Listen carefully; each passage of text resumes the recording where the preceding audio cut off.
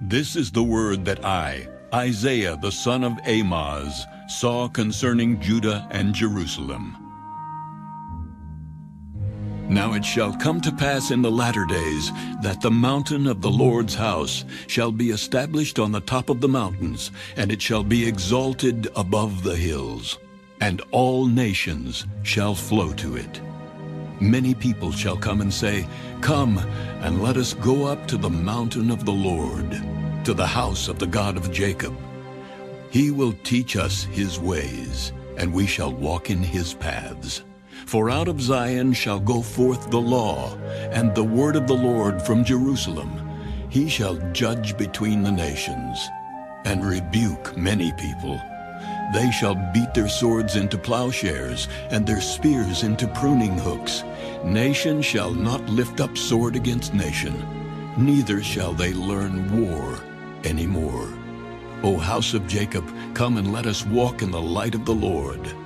For you have forsaken your people, the house of Jacob, because they are filled with eastern ways. They are soothsayers like the Philistines, and they are pleased with the children of foreigners. Their land is also full of silver and gold, and there is no end to their treasures. Their land is also full of horses, and there is no end to their chariots. Their land is also full of idols. They worship the work of their own hands, that which their own fingers have made. People bow down, and each man humbles himself. Therefore do not forgive them.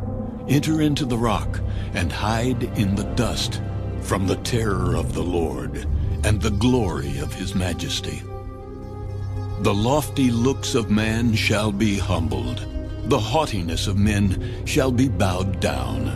And the Lord alone shall be exalted in that day.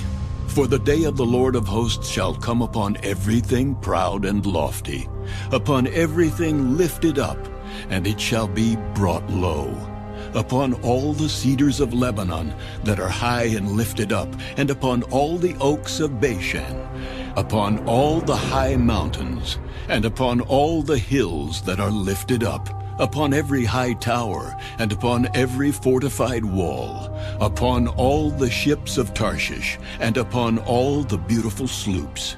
The loftiness of man shall be bowed down, and the haughtiness of men shall be brought low. The Lord alone will be exalted in that day, but the idols he shall utterly abolish. They shall go into the holes of the rocks, and into the caves of the earth, from the terror of the Lord and the glory of his majesty, when he arises to shake the earth mightily.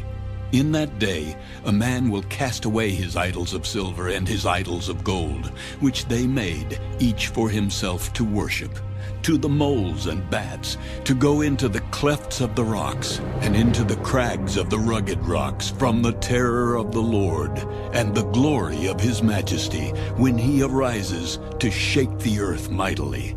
Sever yourselves from such a man, whose breath is in his nostrils, for of what account is he?